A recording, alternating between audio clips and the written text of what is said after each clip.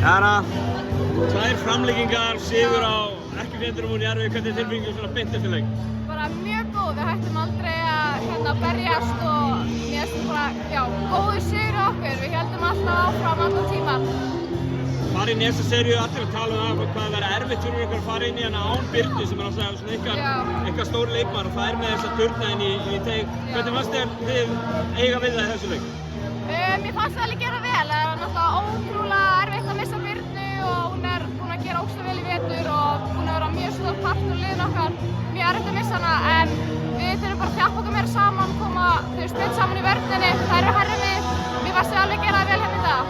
Karakter Kristal frá Fjermnaði talinu og svo algjörðu sýningu hérna frá Telmu í lokin. En hún skýtur okkur inn í leikin, hún klárar þetta hérna með setja fyrsta. Það er taka leikli og hún kemur út og setur annan þess að kæfa það algjörlega. Hvernig er að spila með svona gæðum? Bara geggjað sko. Öll skotin hennar, ég vissi að vera Elloni og hún er bara geggjað skotmaður, geggjað leikmaður, geggjað að spila með henni.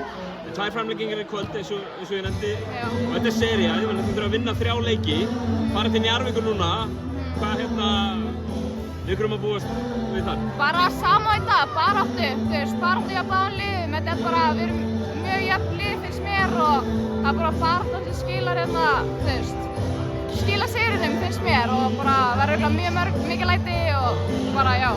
7. leikurinn sem spilaði í Njarðvík í vetur og við erum búin að vinna allar 6 núna en margir þeirra hafa verið svona, einmitt, 1 stig eða þú veist eins og ekki 2 framlengingar þetta en svona nálægt í ykkur. Já, allt hörku leikir. Það eru með geggjað stelpur og já, bara barningur á milli þessa liða. Ég verð alltaf verið í gegnum tíðina Njarðvík Keflavík. Ógeðslega gaman að spila á móti þeim.